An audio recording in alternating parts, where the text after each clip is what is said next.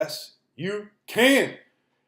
Yes, you can. You can do it. You can throw a curve. I know it. I believe in you. I know it's possible. Hey, I'm KG. Just wanted to go over some ideas on how to get that ball to curve a little bit for you.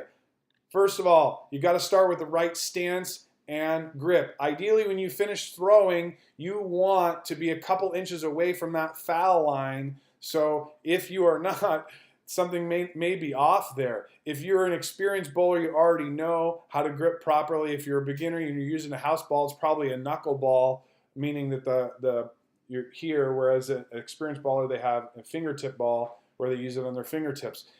When the ball is curving, what's happening basically is the thumb is coming out a split second before the fingers come out of the ball. So it's so important the ball fits properly so that you can have the right release on the ball. Always focus in on the arrows. There are 7 arrows out on the bowling alley, about a third of the way out on the lanes. Make sure that you're focusing in on the arrows that you want to hit. Never focus in on the pins. Always focus in on the arrows. When you start your approach, you should start it just like you were throwing a straight shot. Everything is still going to be the same, except all you're doing is you're tilting your hand just a little bit. For right-handers, think about a clock. We want your thumb at 11 and your fingers at 5 o'clock. If you're left-handed, I want your thumb at 1 o'clock and your fingers, your index finger, your fingers, middle finger and ring finger at about 7 o'clock.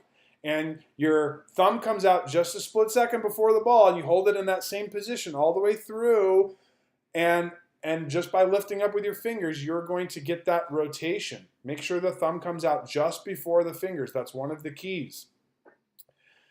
Rotate your fingers as you're going through, and that will help spin the ball a little bit.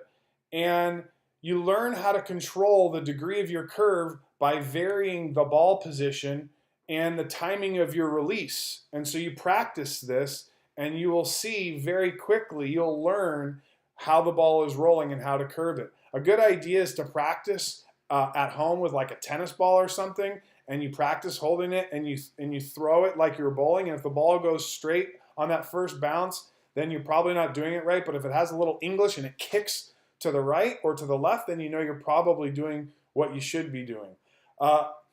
Also, when you're learning how to curve, make sure you use a bowling ball that's a few pounds lighter than what you would normally use, and this will help you in the learning process. Choosing the right ball. It's important to make sure you have the right ball. Usually it's about 10% of your own body weight, but when you're learning, make sure that you are taking one a little bit lighter. Using a fingertip grip, as I mentioned, every pro, any person that you see that's carrying a 200 average or higher, maybe not every, but most, are using some kind of fingertip grip that helps them get the thumb out quicker and helps them get more power when they lift up and throw the ball.